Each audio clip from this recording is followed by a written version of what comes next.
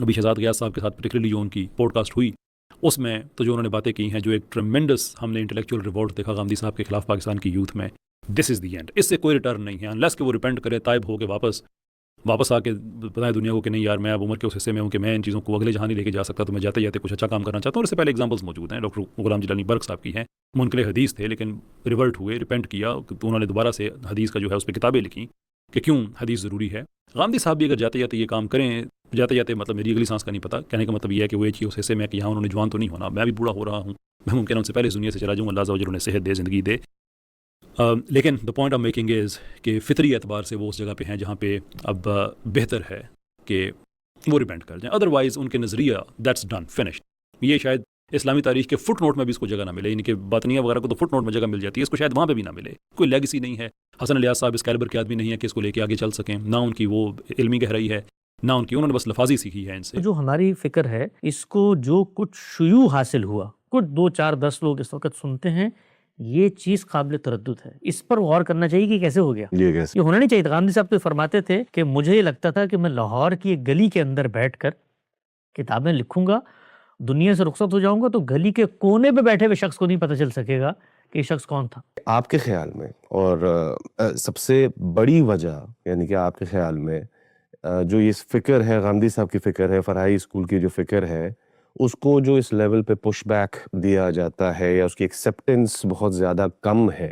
معاشرے کے اندر، آپ لوگ بیٹھتے ہوں گے میں شور کے غامدی صاحب کے ساتھ برین اسٹارمنگ وغیرہ جب سیشنز آپ لوگ کرتے، تو کوئی ایک ایسی سب سے بڑی وجہ آپ کی نظر میں وہ کیا ہے کہ جس وجہ سے اس طریقے سے ایکسیپٹنس نہیں مل پا رہی اس فکر کو؟ جی دیکھیے، تاریخ کا جو مطالعہ ہے نا وہ انسانوں کے لیے بہت ضروری ہے۔ تاریخ اصل میں انسانوں کے جو رویے ہوتے ہیں، ان کے جو تعاملات ہوتے ہیں، برتنے کے انداز ہوتے ہیں، اس کا مطالعہ ہوتا ہے۔ ہم بھی انسان ہیں، ہم سے پہلے بھی انسان گزرے ہیں، تو جب ہم تاریخ کو پڑھتے ہیں تو اصل میں ہم اس چیز کا جائزہ لیتے ہیں کہ انسان کس طریقے سے بیہیو کرتا ہے سوسائٹی کے اندر۔ جس وقت اس کو مشکلات درپیش ہوتی ہیں، جس وقت اس کو تحفظ درپیش ہوتا ہے، جس وقت اس کو خطرہ درپیش ہوتا ہے، تو وہ کیا کرتا ہے۔ اس کی کچھ ضروریات ہیں، اس کو بھوک لگتی ہے، اس کی جنس کی ضرورت ہے، اس میں اس نے کیا طرز عمل اپنائے ہیں۔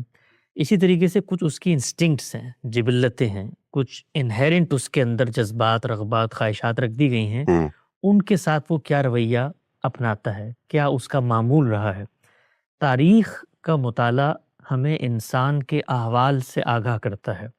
دنیا میں کوئی بھی کام آپ کرنے کے لیے اٹھے ہیں بطور انسان، تو وہ پہلی دفعہ آپ نہیں کر رہے ہوتے، چونکہ انسان ہمیشہ سے اس دنیا میں موجود ہیں، تو انسانوں نے اس سے پہلے بھی یہ کام کیا ہوتا ہے۔ اس لیے یہ ناگزیر ہوتا ہے کہ آپ پیچھے مڑیں اور مڑ کے دیکھیں کہ آپ جو کام کر رہے ہیں تاریخ میں جب یہ پہلے ہوا ہے تو اس کے کیا نتائج نکلے ہیں، اس کا کیا عواقب تھے، اس کا کیا پس منظر تھا، اس پہ کیا رد عمل تھا۔ اسی لیے دنیا میں آگے بڑھنے کے لیے، تحقیق کے لیے، جس وقت آپ آگے بڑھنا چاہتے ہیں، کسی میدان میں تحقیق کرنا چاہتے ہیں، سب سے پہلا کیا مطالبہ آپ سے کرتی ہے؟ کسی مغربی یونیورسٹی میں جائیں، کسی مدرسے میں جائیں، تو پہلی چیز کیا کرتا ہے انسان؟ وہ یہ دیکھتا ہے کہ اس سے پہلے کیا کام ہوا ہے، علم کی دنیا میں کیا کام ہوا ہے، عمل کی دنیا میں کیا کام ہوا ہے۔ یہ بتانے کا مقصد یہ ہے کہ جو کچھ ہمارے ساتھ ہو رہا ہے، اس کو جاننے کا سب سے اچھا پیرامیٹر یہ ہے کہ آپ تاریخ میں جا کر دیکھیں کہ جب کبھی کوئی شخص بطور شخص کے، ادارہ بطور ادارہ کے، تنظیم بطور تنظیم کے، تحریک بطور تحریک کے، اسی طریقے سے ریفارمیشن کی موومنٹ بطور موومنٹ کے آگے بڑھتی ہے، تو انسان اس کے ساتھ کیا رویہ اپناتے ہیں۔ ہم جب تاریخ کا مطالعہ کرتے ہیں تو اس میں ہمیں یہ بات سمجھ آ جاتی ہے کہ اس میں جو کچھ ہمارے ساتھ ہو رہا ہے یہ کوئی انہونا نہیں ہے، بلکہ بہت سارا کچھ ان ایکسپیکٹڈ ہے جو ہو رہا ہے۔ یہ بھی نہیں ہونا چاہیے۔ جو تھوڑی بہت پذیرائی ہمیں نظر آتی ہے، وہ بھی نہیں ہو رہی، کچھ قبولیت ہمیں نظر آتی ہے، وہ تاریخ کے عمل کا اگر آپ مطالعہ کریں تو اس کے لحاظ سے وہ بھی نہیں ہونی چاہیے۔ جو کچھ ہو چکا ہے یہ ان ایکسپیکٹڈ ہے، یہ ان نیچرل ہے ایک لحاظ سے۔ تاریخ کا مطالعہ یہ بتاتا ہے کہ انسانوں کی سب سے مضبوط جبلت کیا ہے۔ وہ جبلت یہ ہے کہ ان کے ہاں جب کوئی رائے قائم ہو جاتی ہے اور اس رائے پر ان لوگوں کا اجماع ہو جاتا ہے اور اس کو روایت کی حیثیت حاصل ہو جاتی ہے، اور اس روایت پر ایک زمانہ بیت جاتا ہے، وہ زمانہ اس روایت کو ایک کلچرل نارم بنا لیتا ہے، وہ کلچر دیکھتے ہوئے انسان بڑا ہوتا ہے۔ اس کے ساتھ پنپتا ہے، وہ اس کے شعور کا جزء لا ينفق بن جاتا ہے، پیوست ہو جاتا ہے اس کے پردہ فکر پہ. تو اس کے خلاف جب آپ کوئی بات کرتے ہیں تو وہ بات قبول کر لے کوئی شخص، یہ انہونا واقع ہے. اس کو نہ قبول کرنا سب سے زیادہ فطری عمل ہے. یہی ہونا ہے، یہی ہونا چاہیے ہے. آپ یہ دیکھیے کہ ہم لوگ تو عام انسان ہیں اور دین کے باب میں کھڑے ہوئے ہیں، اور دین کے باب میں کسی چیز کو جب تقدس حاصل ہو جاتا ہے تو اس کے ساتھ کچھ عقائد وابستہ ہو جاتے ہیں، اس کے ساتھ کچھ نصوص وابستہ ہو جاتی ہیں. وہاں پر انسان سوچنے سمجھنے کا ایک جو نارمل عمل ہو رہا ہوتا ہے اس کو بھی کرنے میں متردد ہوتا ہے. دین کو ایک طرف رکھیں، جو دنیاوی معاملات ہیں،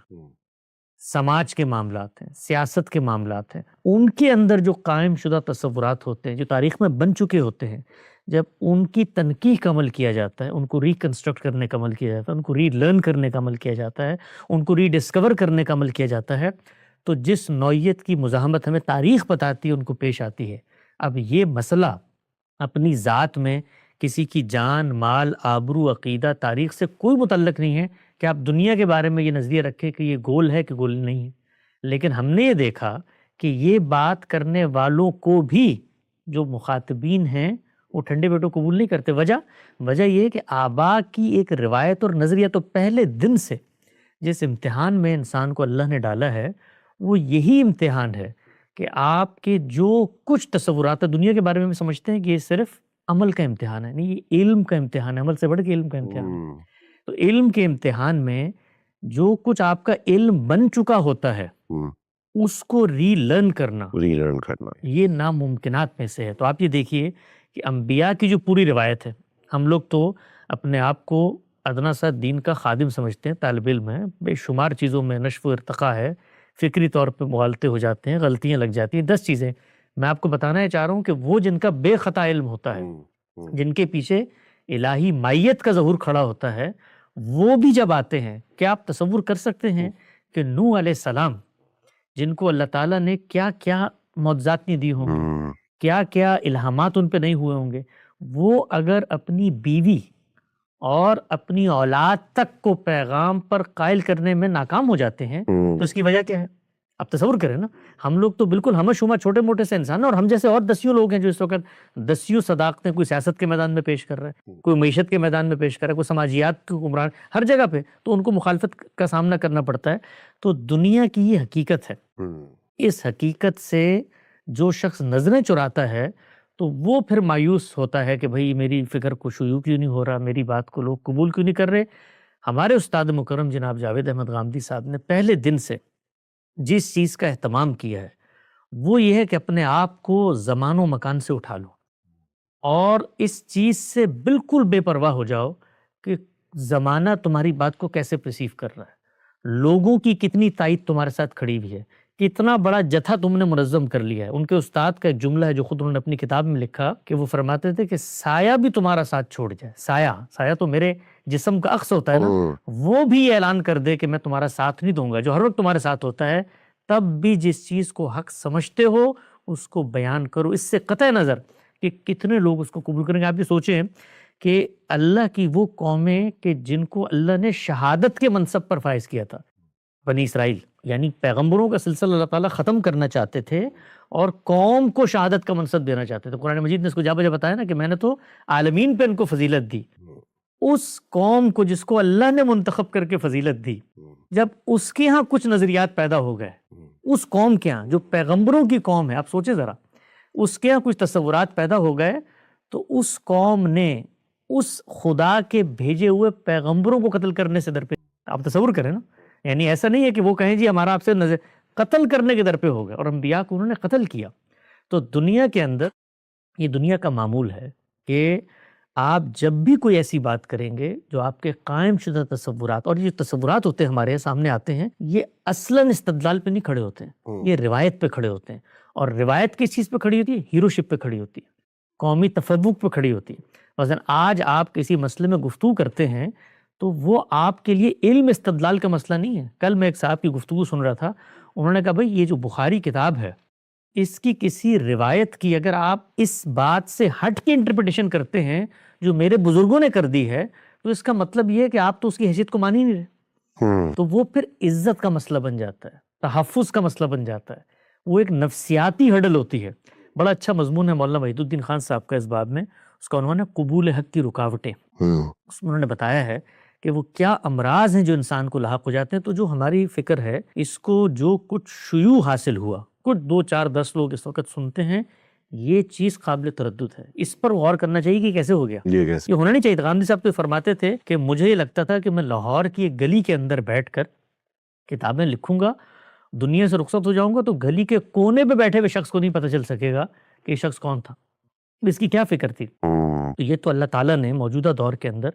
جو ایک غیر معمولی معجزہ کیا، اور میں بھی اس کو اللہ کی اسکیم کا حصہ سمجھتا ہوں کہ اس دور میں اس نے جس طرح الحاد کا دروازہ کھل چکا ہے، بے پروائیوں کا دروازہ کھل چکا ہے، اور تہذیبوں کے اندر سے جو بنیادی تصورات تھے خدا کی جانب وہ سب ختم ہو رہے ہیں، اس دور میں اگر کوئی فکر قرآن کی بنیاد پر، خالص سنت کی بنیاد پر چیزیں پہنچاتی ہے تو اس کے لیے پھر اہتمام بھی زمانے کی حرکیات میں ہونا شروع ہو جاتا ہے۔ یہ جو کچھ اس وقت اہتمام ہوا ہے ذرائع ابلاغ کا، کہ یہاں سے بیٹھ کے آپ بات کرتے ہیں، ہزاروں لوگوں تک پہنچ جاتی، پہلے زمانے میں اس کا تصور ہی نہیں تھا۔ یعنی صرف ایک مسجد ہوتی تھی، اس کا ایک ممبر ہوتا تھا، کوئی صاحب علم اٹھے،